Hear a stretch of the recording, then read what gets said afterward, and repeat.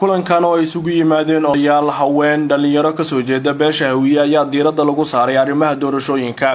xiritaanka kulankan oo maanta ahaa waxaa ka qayb galay gudoomiyaha gobolka Banaadir Hanaduqa magaalada Muqdisho iyo xildhibaano ka tirsan baarlamaanka federaalka. odayaashii madasha ka hadlay ayaa taageero u muujiyay dowladda federaalka waxaana ay ku baaqeen in dalka laga qabto doorasho aan qaralaas lahayn. arrintaas waxa kale intoodo ayata joogjoogta meesha oo sanadaya ka baxdo warhawiyi ayaa wuxuu sameeynaya kala dirid Soomaaliyeed iyo dagaalo iyo boon colaadeed iyo dhibaato wuxuu garaacayna leeyahay arrintaas dadku cadayshada taariikhda sheegan laga raba haddaan wax ka jirin in beenino oo wixina ku yiqiin aan ku suganahay nabaday ahaayeen mugan nabadnaay nabad uma yihiin waxna dhibay laakiin aan ku nabad bilaawno boon colaad yeerino oo Soomaali aan ku isku haynay aan hakala tagtadaan gooba kula ballanay ma oogin mana jirto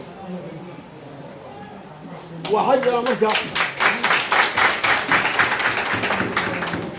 haddii qof hogaanta meel iska tagto iska faagato kaliya ee tira hawiyana hadlayna noolama idin qof la ugu jiray naftari bay u sheegaysaa maalinkii hoolkii doorashada la isku yimaado oo xildhibaanadii yimaadaan ninkii raganimada kursiga ha qaato murashaxna sidiisa maba jiraba ilaa leela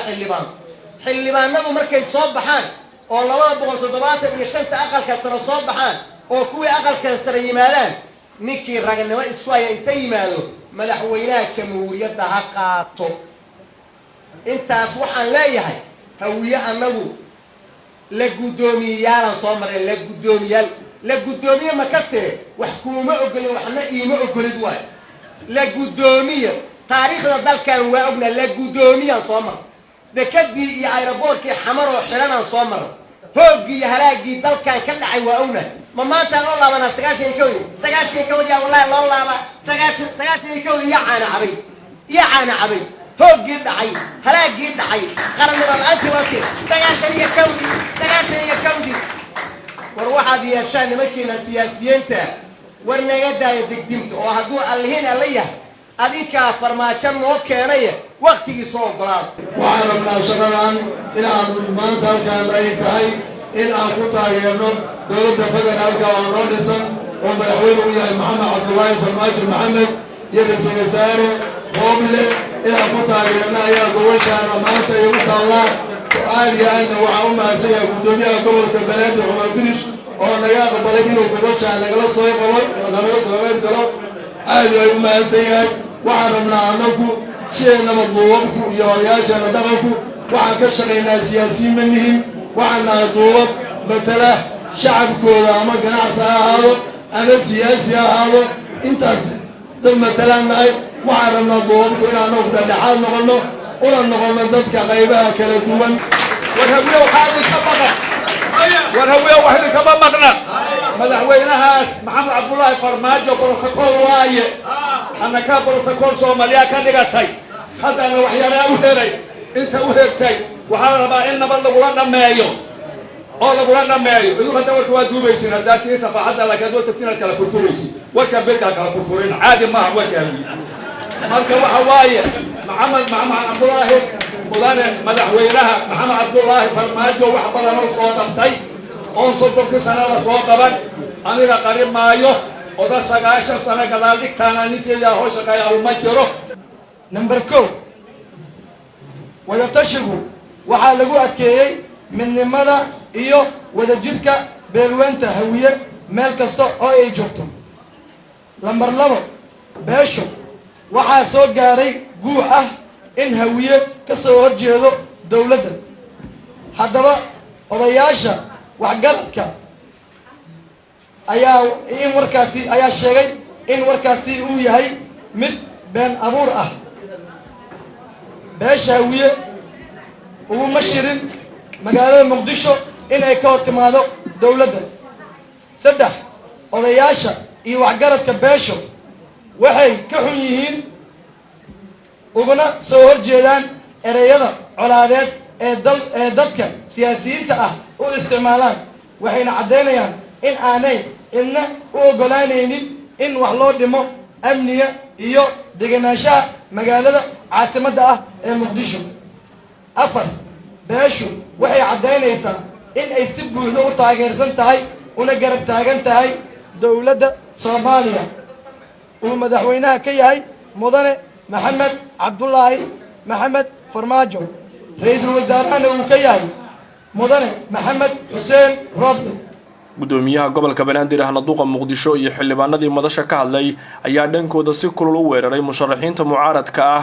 waxaana ay dhaliileen qodobadii ka soo baxay shirkii caasimadda uga socday musharaxiinta doorashooyinka Soomaaliya. haddii uu yahay muwaadin danqadkeenna nala qaba ku dhashay halkan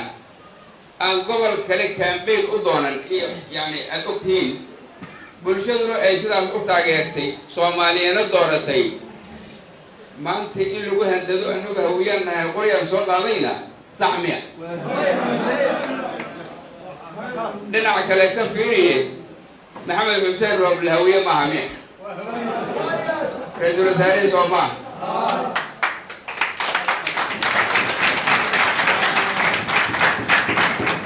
gudoomiyaha gobolkaan ahay gobolkaan mas-uuliyadiisa iyo amnigiisa anuu saaraya anigu haweenaha durka miya keen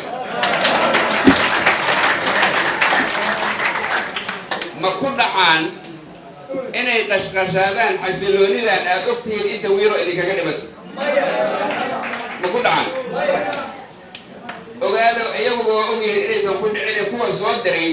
ayay u muujinayaan inay shaqeeyeen. qodobada meesha laga soo saaray midka ugu horeeya waxaa la yidhi guddiyada doorashada ee hadda dhawaanta la dhisay waa in la kala diraa. horta guddiyada doorashada waxaa laga bedela maaha aragti macquul ah jirta haddii wax ka khaldan yihiin guddiyada oo ay u baahan tahay wixii ka khaldan in laga saxo waxaas ha laga saxo aragti lasoo tarxin karo la sheegi karo waay laakiin dhammaantood ha la kala diro guddiyada doorashada iyadoo ay jirtoon ognaano xildhibaanaan nahay golaha aan ka tirsannahay oo golaha shacabka iyo aqalka sare iyagoo isla joogay baasgareeyeen cidda awoodda iskale inay guddiyada soo dhistana sharcigaasaa lagu sheegay waa la caddeeyey waxaa la yidhi dowlad goboleedyada iyo gobolka banaadir waxaa la sheegay maxaa la yidhaahdaa dowladda dhexe waa loo qeybiyey qolo walbaaba awoodda meeshay ka leedahay iyo waxay soo saarayso haddii hay-adihii sharci dejintan kala maqnayn ay go-aan gaareen oo go-aanka ay gaareen adigu mid ka soo horjeeda aad soo bandhigto midka aad adigu sheegtay yaad ku matashaa matalan waxyaabaha lagu heshiiyey waxaa ka mid oo meeshaa laga sheegay waxaa la yidhi guddiyadaas dhismahooda waa inay ka wada qayb galaan golaha hadda jasiira tiimka ku shiraaya iyo dowlad goboleedyada iyo dowladda federaalka ahi waxay heshiis ku yihiin nimanka jasiira joogaa murashaxiin waaye. Abbas Hussein, Mustaqbal TV, Muqdisho.